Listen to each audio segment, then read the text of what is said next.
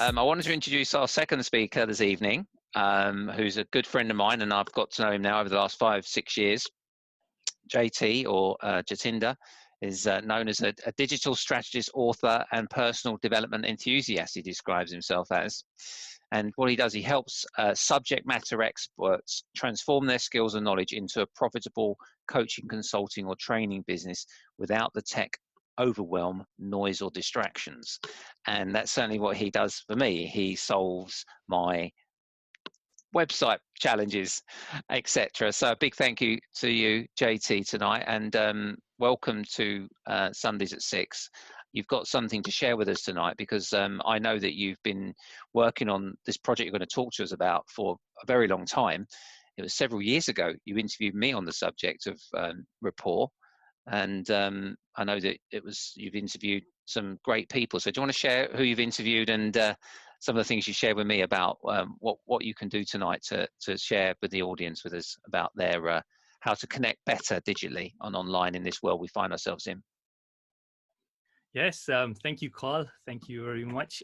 First thing is, give me a thumbs up if you can all hear me. Okay, great. Yes, so firstly, I want to thank Carl. He's given me a challenge, he's put me into a bit of a stretch, because I've been studying this stuff, doing this stuff for over 15 years kind of thing. The digital report stuff is, a couple of years. But I haven't actually shared this information or presented it in a way. So when Carl asked me to share it, my main question was, okay, how do I go about sharing this content? So I'll try my best. I'll try my best to share this with you, and hopefully you'll get some value from it. I'm just gonna see if I can share my screen, Carl, if that's okay. I made you the co-host. Okay, I'm just give me a second. Now, and I've just seen a comment on there from Marilyn who said, I wanted to see JT in action, which is actually freaked me out, Marilyn. Right, cool. Let me just put that across the top. All right, cool. So I'm going to talk to you guys a bit about creating deep digital rapport. And so I know I'm just going to quickly put my timer on, because I know we've only got a while. Alrighty. So I'm not going to share too much about myself. Carl's kind of mentioned it. I'm a digital strategist, been in the IT industry for about 15 years. Love working with like authors, entrepreneurs, and coaches. And what I've been doing for the last kind of couple of years is interviewing experts on the concept of rapport. Now, why I've been doing this is because, actually, let me just share quickly what rapport is. If you do a Google search, rapport is basically a close and harmonious relationship in which the people or groups concerned understand each other's feelings or ideas and communicate well. And then obviously digital is the signals expressed as a series of digits, zeros and ones. And I basically combine those two, and to say that digital rapport, the intention behind it is that at the core of it, it's all about connecting, influencing, and inspiring your audience in order to create harmonious, deep, and meaningful relationships online, in business or personal life. So that's kind of what my intention was behind it. And why did this come about? I found it, and as you guys will probably know, that online there's a lot of noise. There's so much going on. There's so much information, and it's not always clear as to what works and why it works. Most of the time we hear something, so we go try it out. The new thing. Let's go on TikTok, see how that works. Go on Instagram, see how that works. Go on Twitter. All these kind of things happen, right? Which causes a bit of confusion and frustration, right? So what I wanted to do and study was what makes people take action online. Like, what is it? What's going on? And how do we uncover that kind of depth way, but in a way that's easy for people to understand? And at the core of it, it's about how you can have better relationships in business and personal life. And what I wanted to do, just like what Napoleon Hill did, was he went around interviewing experts, not experts, but millionaires about how they actually created their wealth. And when he interviewed them, he started to see a pattern emerge. And the same as what Bruce Lee did in martial arts world, right? He wanted to know what, using economy of motion, what's the fastest, most quickest way to take out your opponent. And he went and studied different martial arts and looked at the reoccurring common thread that was coming across it. So I thought that'd be a good idea. So why don't I interview these experts to find out what they're saying rapport is, because in order to model it online, you first need to know offline what it is and how it works, right? So I went around interviewing experts as well. And I've done interviews with people like John DiMartini, Mac Attram, Marshall Martin, who's also spoken on the Yes Group stage. Carl's been one of my interviews, and Marilyn as well. Right? You know, I had to quickly add that in before, and I saw that you're on there. So yeah, so I wanted to then interview these experts to see if there were some clear steps or common occurrences that these experts talk about, because I wanted to see how this could be replicated online, but based on actual evidence and some sort of science and theory behind it. So, I mean, this whole topic is so vast, so massive, and what I'm trying to do is just keep it concise as much as I can today and keep it focused on a few key things, which I'll explain in a minute.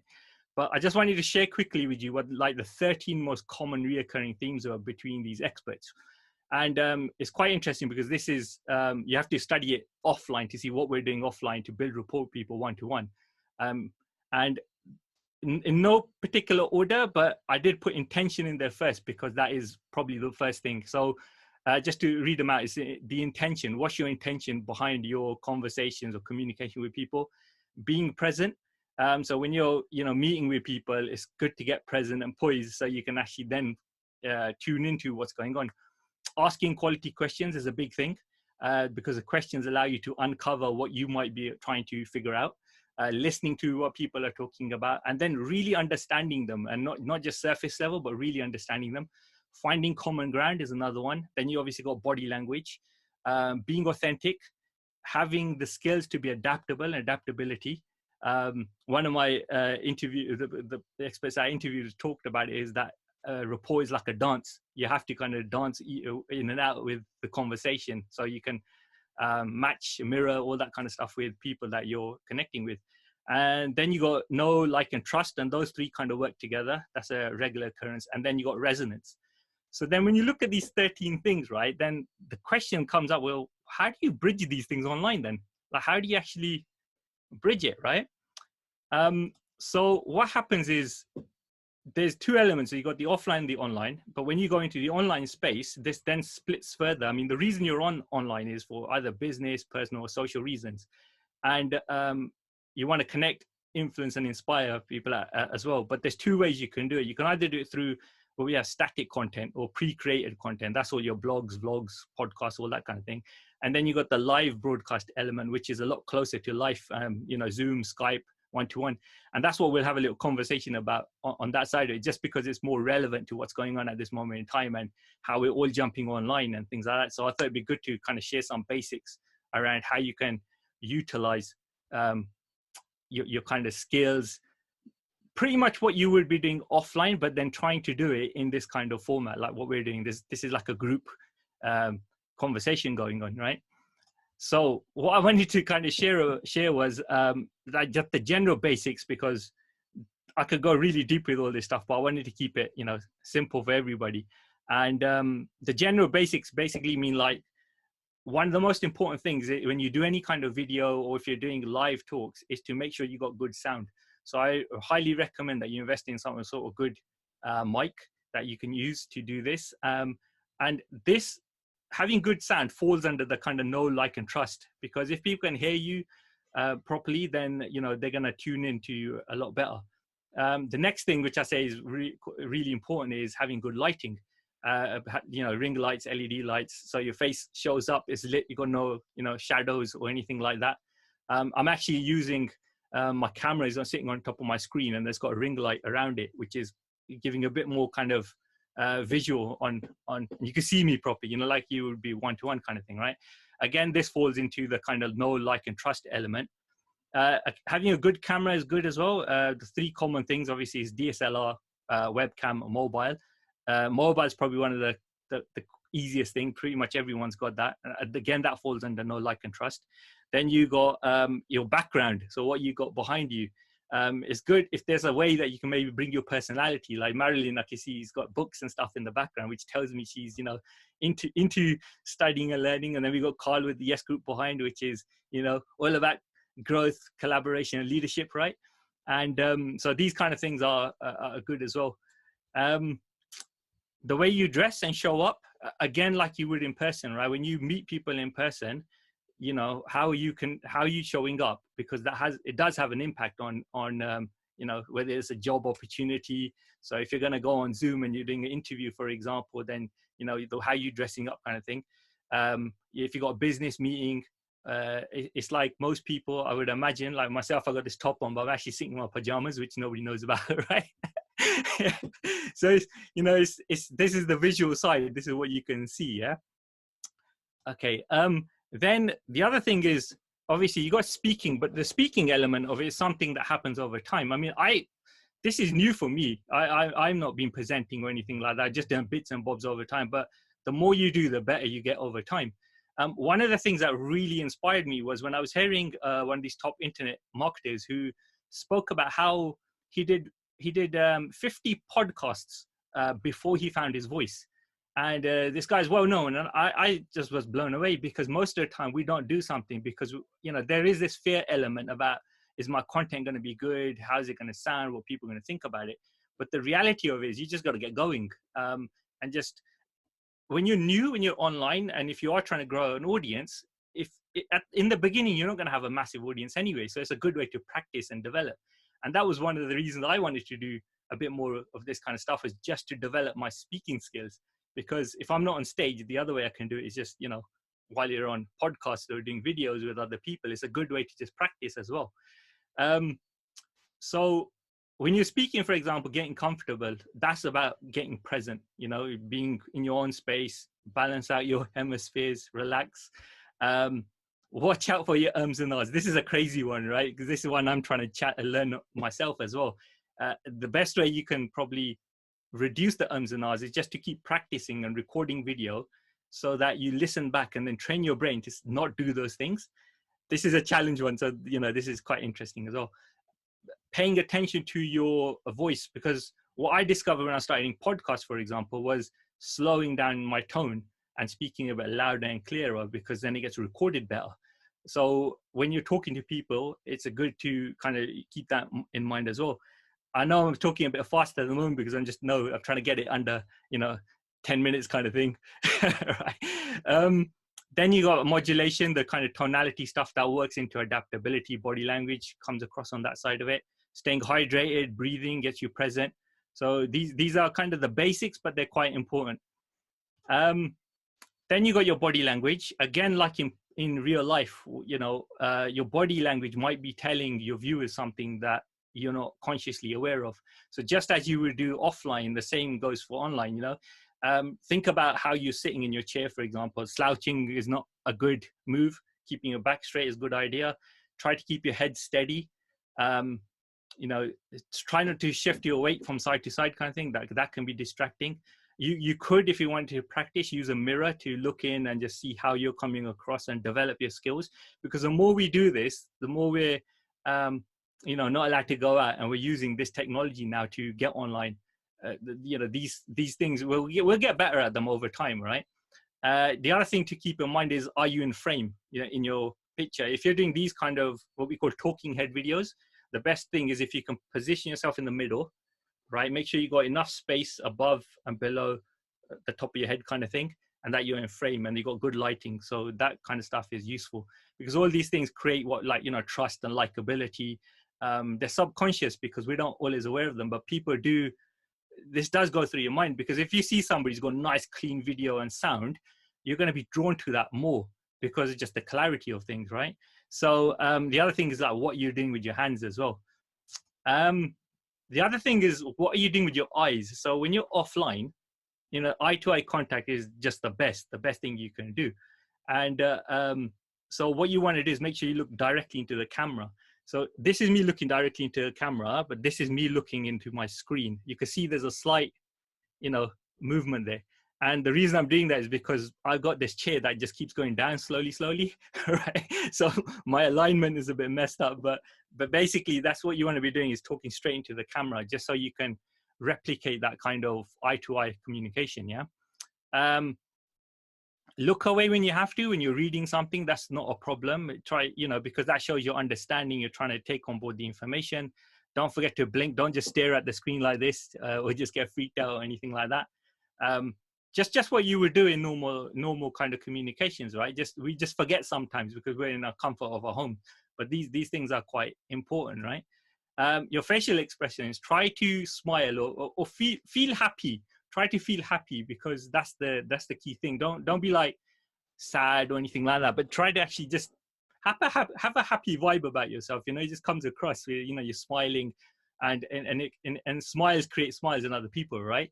So yeah, and when you're doing videos, if you could record it, when you play it back, watch your face kind of thing and see what you're doing, just so you could pick up on any habits, just in case that they're a distraction that you might not be aware of. And usually this is like subconscious nervous tension, something going on which you're not consciously aware of, so your body outlets it in some particular way, whether it's through your hands or whether it's for, you know, your face, you might be twitching or something like that. Just things to keep in mind.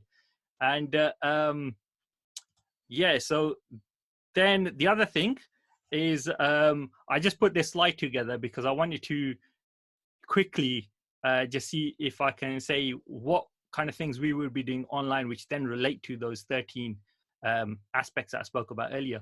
So I'm trying to mix it, because obviously you got, you know, your social, business, and personal reasons. So you have to then adapt and see where this relates to you and why you're doing it, and just something to keep in mind. So for example, you might have a product or offering, you know, that's all about your intention. What is it you're trying to do? You know, what is the problem you solve? Again, that's the intention. You know, what are you trying to do with your message and stuff online? Don't do things online just for the sake of it or just because other people are doing it. Actually try to think deeper and think these kind of things. Well, what's my intention? Or am I being authentic?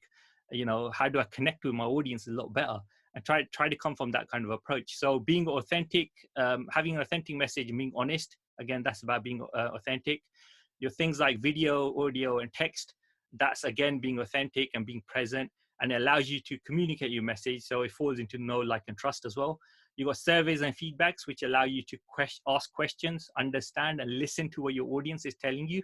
So that's quite important as well. Research is about understanding. Your competitors is about understanding.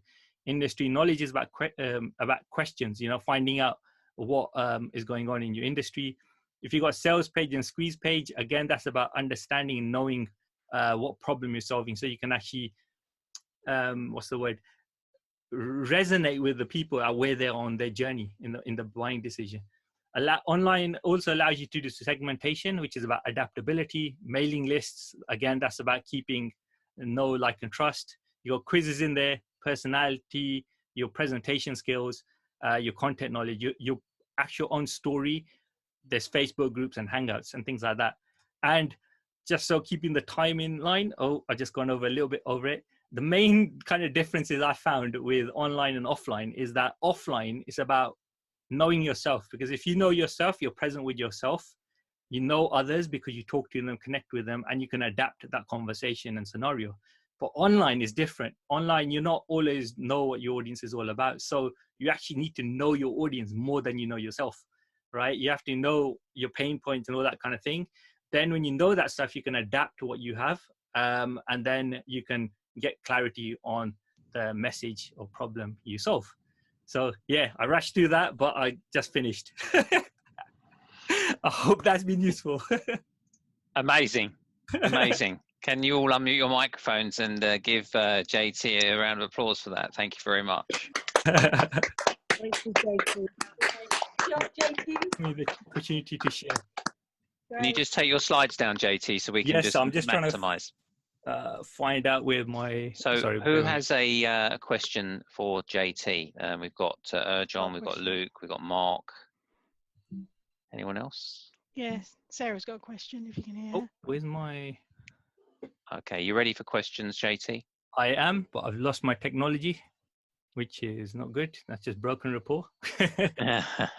Just, yeah, if you just if I stop making you the co-host, it'll probably yeah, it'll probably collapse the slides anyway.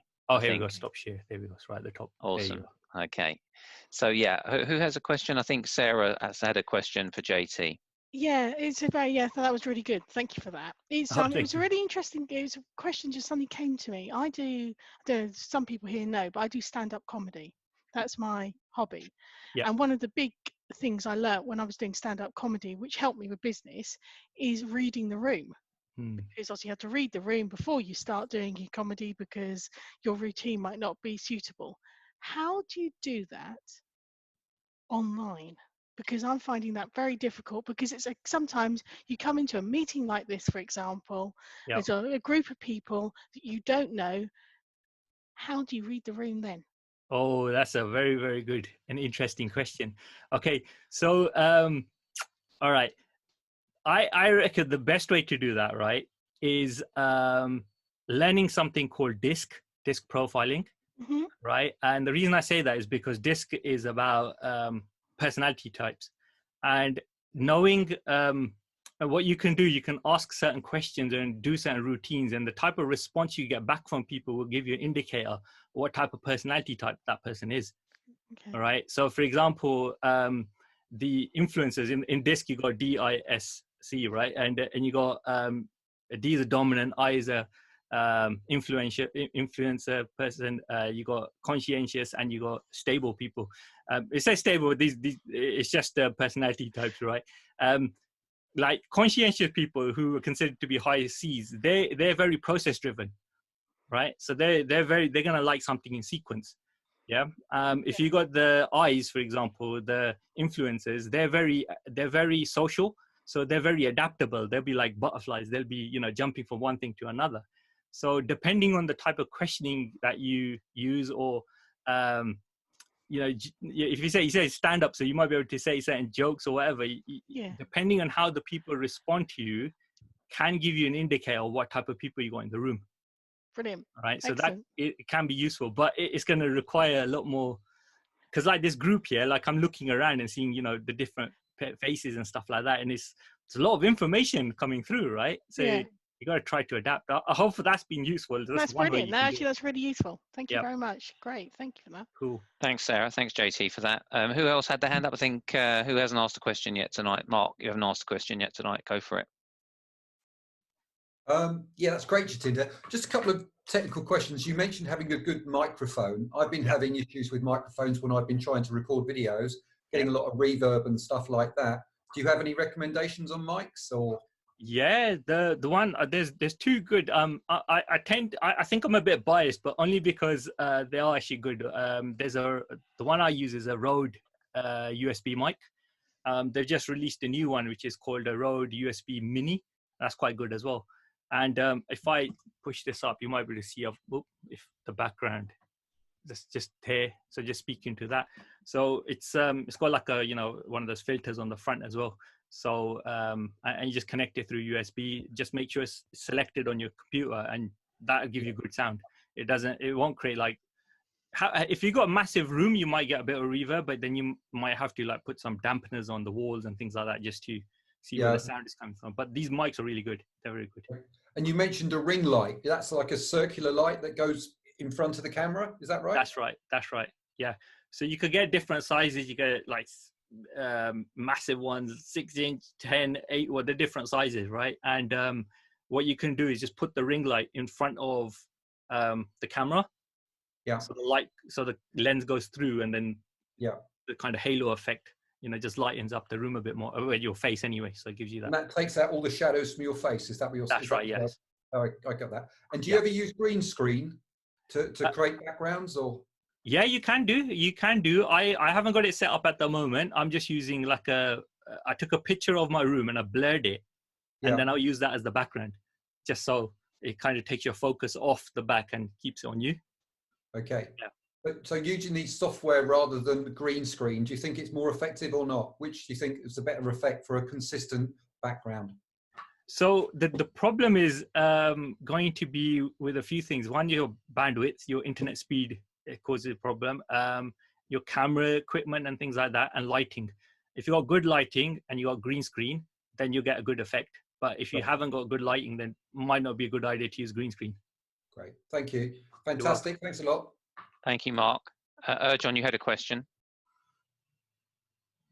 That was amazing. That's well done. That's great. My Thank question is, which one converts better on online businesses? Videos or blogs, and because I heard about blogs nowadays that don't really convert that well, because we have in an online business. Yeah. Well, my wife and I, but we sell on Amazon, which is but we want to grow our brand really.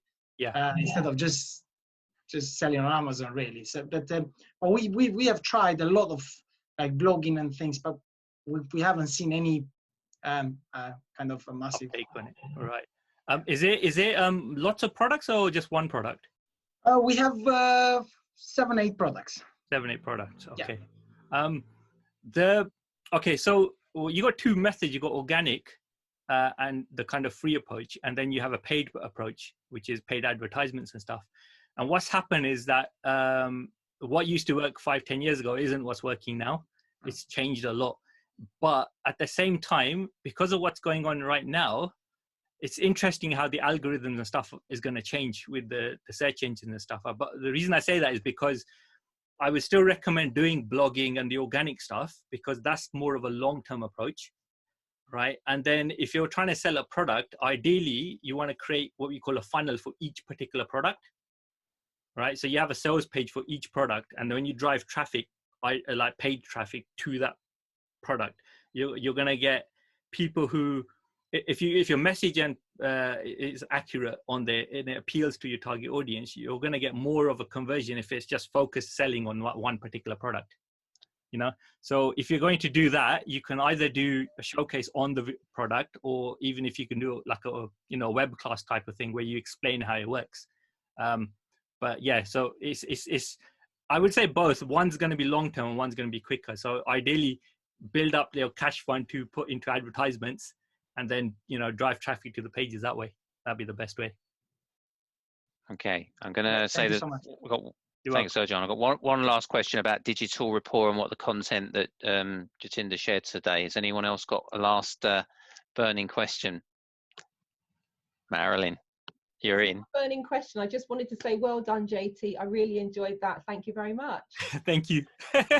Thank you. Yeah. I mean, I got some good takeaways from that, JT, as well. There's so much detail in what you said. Thinking about microphone, thinking about lighting. I mean, when the first thing, you arrived here third, and it was just myself and Luke here, and I was like, wow, you look 10 years younger, JT. And it was. I didn't realize the blur behind you. It's obvious now, but that's a really good, neat trick, because you're very much my focus of your square on this this Zoom tonight, and that's interesting because it's blurred behind you. I watched one today, a little video about Zoom presentations today, learning a little bit more as you do each day. And one of the things I took away was the screen background, because the difference between, he showed with a green screen behind and not a green screen behind, and I'm looking at this, I'm thinking, yeah, that looks good, yeah, I've got the screen behind, I've got the stage behind me, yeah, I'm happy with that. And then he sort of showed the with and without, and I went, yeah, I want it to be better. So it's about, with anything you're learning, sometimes it's a bit messy to begin with, and then as you go along you can refine that and improve that. And that's always been my philosophy. I learned about the continuous and never-ending improvement idea, and then Kaizen from Japan, about continuous never-ending improvement. So yeah, we're all committed to that. I think that's one of the common things we all have here. So it's great to learn these little tips so we can just gently nudge ourselves forward to improve our experience, but also get more connection. Because one of the things primary for me is how can I connect better with people, how can I understand what they want, and how can I understand and how can I get my point of view across as well.